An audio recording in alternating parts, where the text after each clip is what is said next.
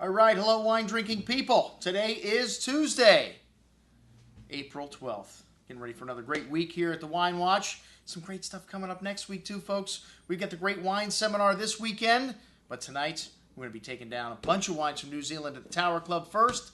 And then next week, next Wednesday night, we got a Bordeaux tasting at Cafe Max. That's right, our first tasting of the season. We do one every other Wednesday at Cafe Max. And starting off with a great topic, and I think we've already got like 20 reservations, man.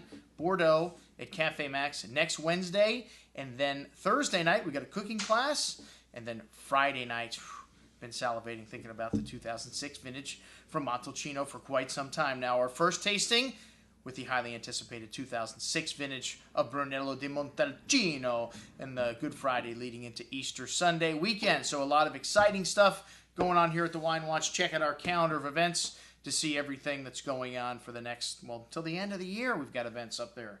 All right, folks, so what am I trying to sell you today?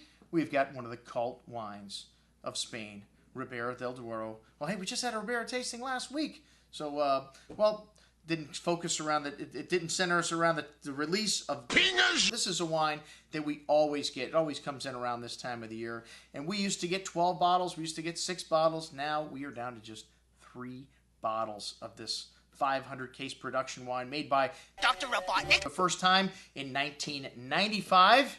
And Dr. has become one of the all-star winemakers in Spain. And another wine that he makes we're very fond of, the Hacienda Monasterio, which I'm embarrassed to say I don't have a bottle of that wine in the store at the moment.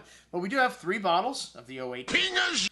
99 rated, 98 rated, 98 rated, 99 rated, 100 rated. Those are the ratings it's gotten over the last 5 years. So one of the most consistent wines in terms of press, well, from the Wine Advocate anyways. Well, since its first release in 1995, it's only dipped below 95 points a few times and has reached the 100-point range twice and 99 points several times. But this is a wine, you can't drink points, I always say. Why is the reason this wine is $700 a bottle?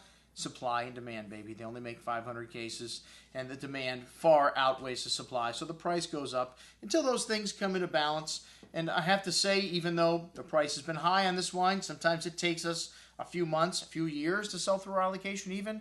Looking through what we got to sell you today, and we got 1 case of Florida Pingas. The second wine of Pingas is actually a selection and one of the best values if you look at, well, on the cult wines and, Spain, because it is, to me, almost every bit as good as the Pingas. The same vineyards.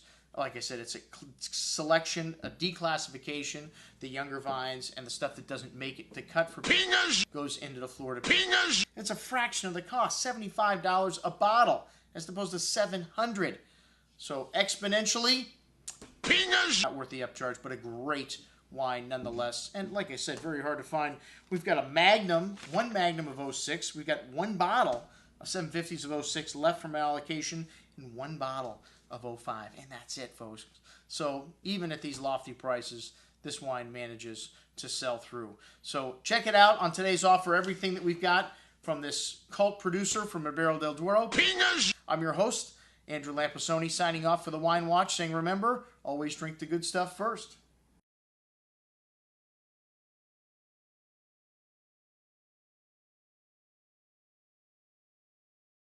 Pingus, Pingus, Pingus, Pingus, Pingus, Pingus, Pingus, Pingus, Pingus, Pingus, Pingus, Pingus.